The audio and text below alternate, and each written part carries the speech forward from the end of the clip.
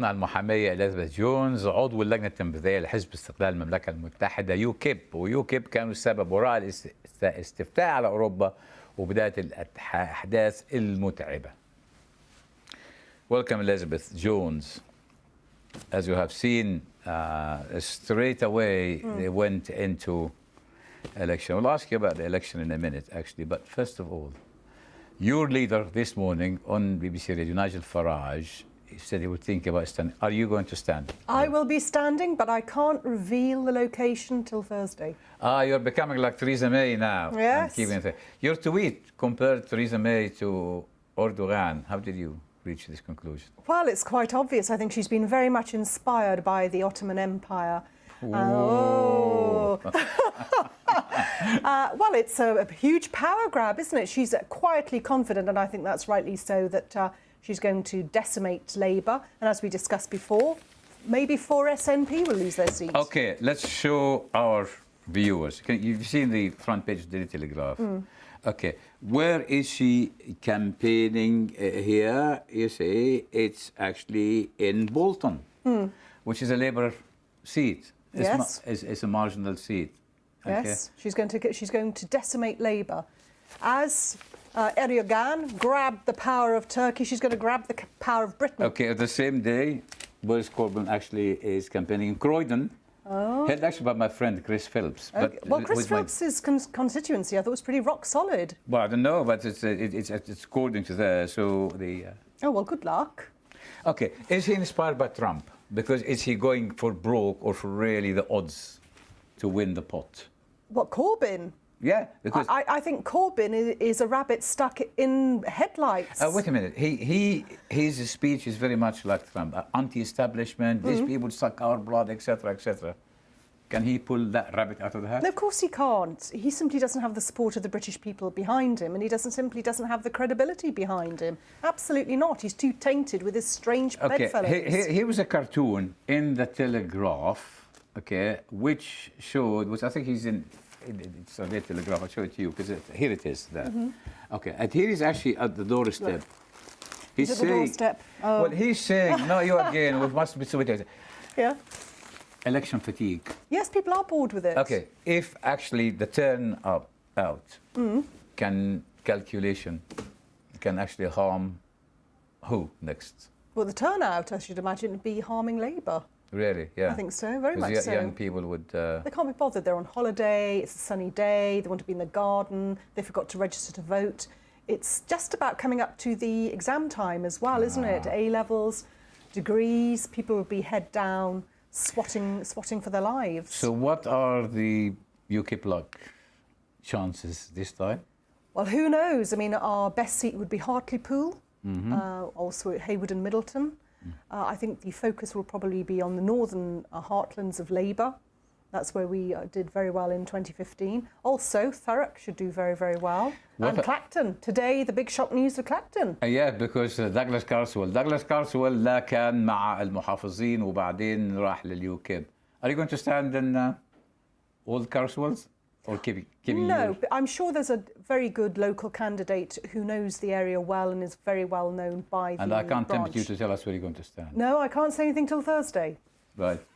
Good to break now. ابقوا معنا نذهب إلى استراحة قصيرة نعود بعدها إلى من لندن. ضيفتنا إليزابيث جونز عضوة اليوكيب استقلال المملكة المتحدة.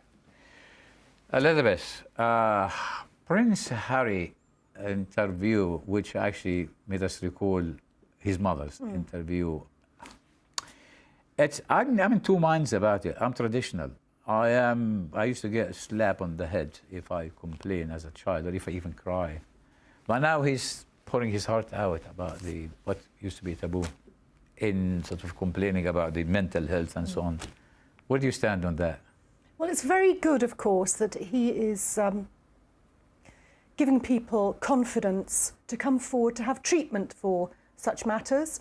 But these issues have to be handled sensitively, not in a sentimental manner, and they have to be handled in a mature way and not with immaturity.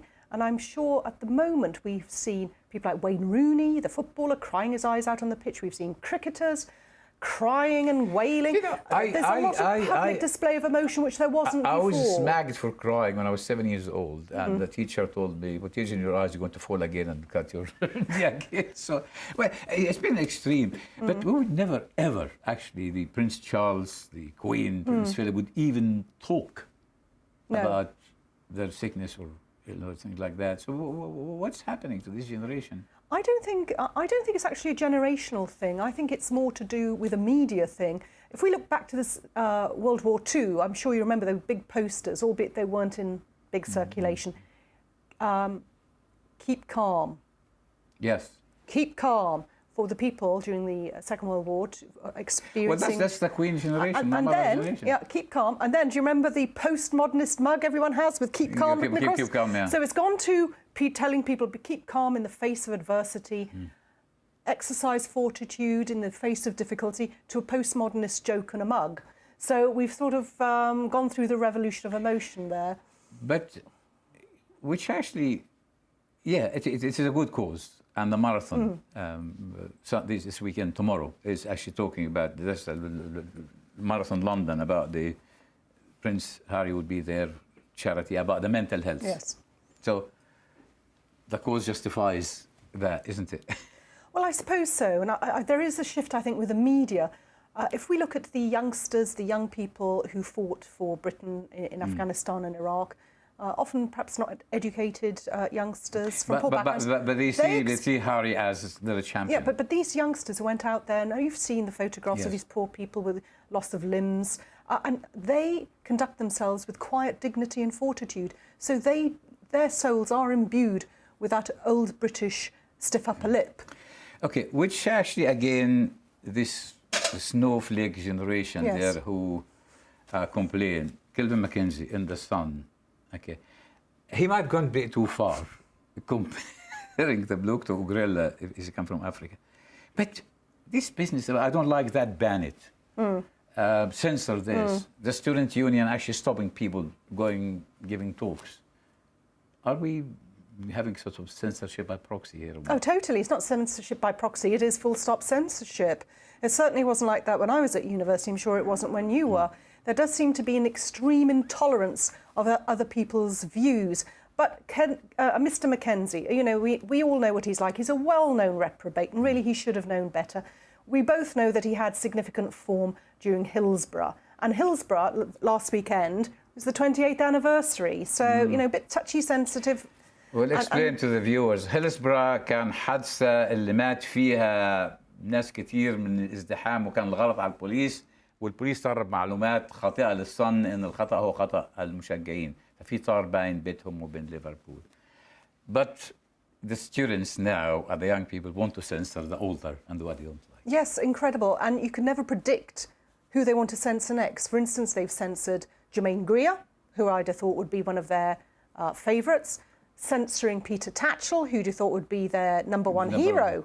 Well, I was actually pelted by eggs in London School of Economics, by the way. Oh, well, congratulations.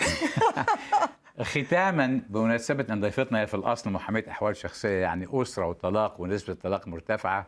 فاكرين فيلم الكوميديا السوداء، الكوميديا السوداء، The War of the Roses، لما الراجل اللي لعب دوره مايكل دوغلاس ومراته مسؤولتها كاترين تيرنر فضلوا يتخانقوا مع بعض عشان وهم بيتطلقوا لغاية ما موتوا بعض من الخناقة، فعلا موتوا بعض. جامعة جنوب كاليفورنيا طورت اب على الفيس، تنزل على التليفون كده لما واحد وشريكته يكون بيتجادلوا وقبل الخناقة ما توصل حد الخناقة تروح الاب دي موقفة. بنسأل ضيفتنا. I was talking about a new app invented by University of South California. This app on the iPhone, if a couple are about to argue, it will actually stop them.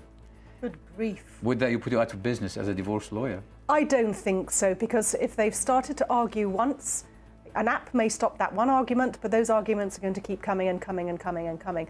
I don't think one mobile phone app is going to stop unhappiness in its tracks. It's simply not plausible. In one sentence, what's your advice to couples watching this program as a divorce lawyer? As a divorce lawyer, never have a joint bank account. نشكر المحامية إليزابيث جونز على هذه النصيحة الثمينة للمتزوجين. ما كنش عندكم بنك أكاونت مشترك. هذا كل ما لدينا، وإلى اللقاء الأسبوع القادم إن شاء الله في حلقة جديدة من لندن. إلى اللقاء.